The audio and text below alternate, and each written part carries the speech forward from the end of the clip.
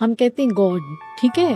और हमारे तो हिंदू धर्म जो मानते हैं उसमें कई देवी देवताएं हैं, तो सब वो प्रकृति है सब, वो सब प्रकृति है, पर प्रकृति सबसे है। ऊपर जो है वो सत्य ईश्वर है। ईश्वर सत्य ही ईश्वर है। हाँ ईश्वर ही सत्य हो तो हाँ, ना क्योंकि जो अवधारणा चलती है उसमें सत्य और ईश्वर अलग अलग होते हैं। नहीं, एक ही गॉड है, उसका नाम ट्रुथ है। ट्रूथ। उसी को वेदांत आत्मा या सत्य कहता है। उसके अलावा कोई भगवान या ईश्वर या देवी या देवता अगर आप कह रहे हैं तो प्राकृतिक शक्ति का नाम है।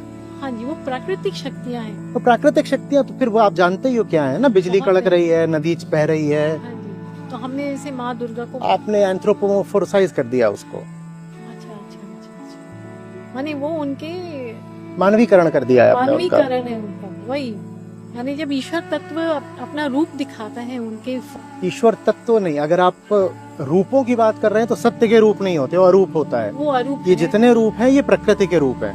हाँ जी, सत्य का कोई तो जैसे हम जब दुर्गा सप्तशती पढ़ते हैं तो उसमें आता है ना कि देवी से 100 देवियां पैदा हो गई अचानक, जी, आता है ना। जी। हाँ, तो वही है, वो जितने रूप हैं वो माँ के रूप है, वो माँ के प्रकृति के रूप है। प्रकृति के रूप है। हाँ, पर god is just one and that is truth. That is truth. इसका और वो निर्गुण निराकार सत्य है। Then what is truth we have to, that is another. अध्यात्म सत्य को समर्पित होने का नाम है।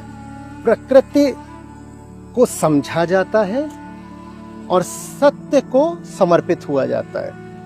वो प्रकृति को समझना है, प्रकृति ही मार्ग है सत्य तक पहुंचने का। वो मार्ग है। प्रकृति ही मार्ग है। माँ इसीलिए मुक्तिदायिनी कही जाती है, हाँ जी। क्योंकि प्रकृति माँ ही मार्ग है सत्य तक पहुंचने का।